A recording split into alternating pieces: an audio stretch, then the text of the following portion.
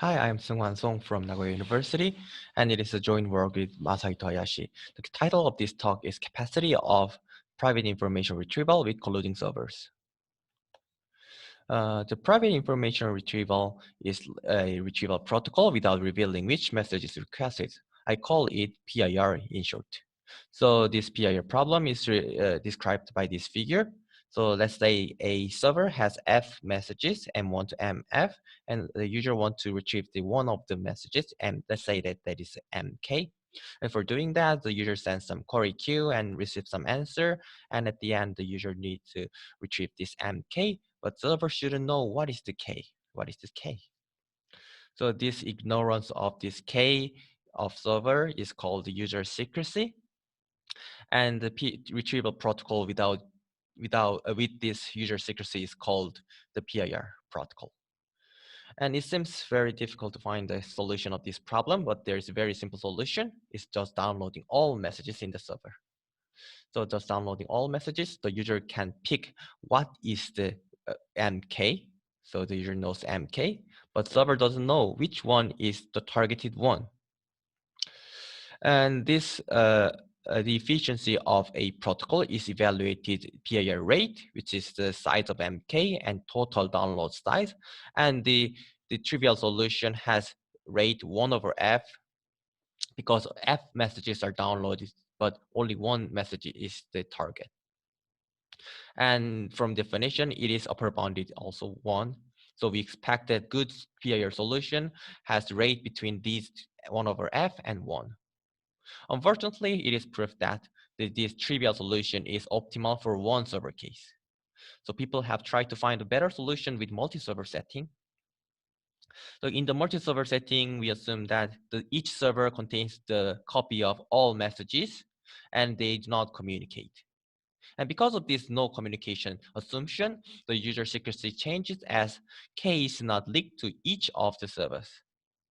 So it means that K is independent of each of the queries. And only 4 years ago, Sun and Jafar defined the PIR capacity and studied this, derived this capacity. The capacity is defined as the supremum of this rate, which means that the optimal rate optimal rate, and they derive that this capacity is this value. Here, the N is the number of servers, and F is the number of messages.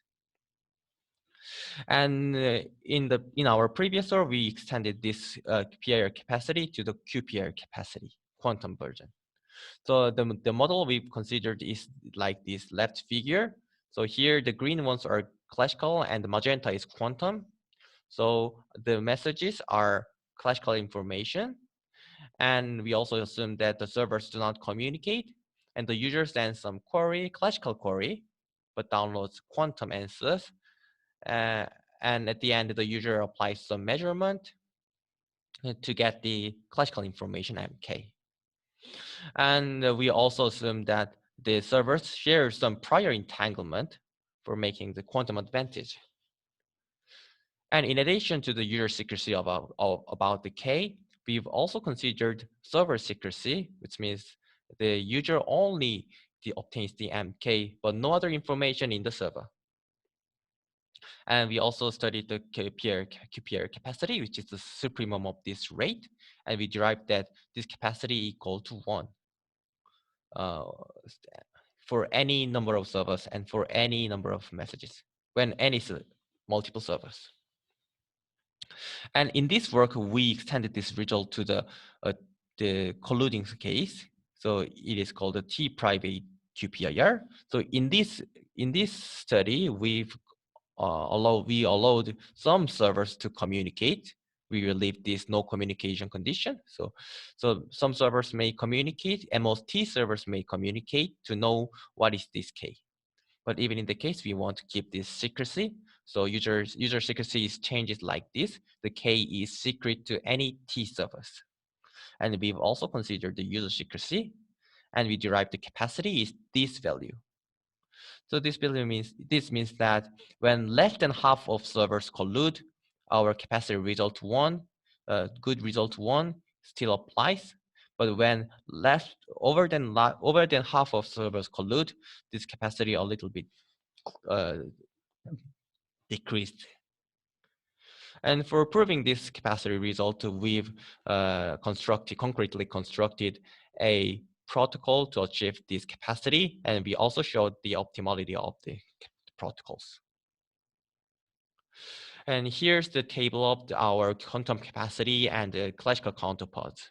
So this one is the previous result, and this one is our new result. And compared to the classical capacity, our quantum capacity is greater.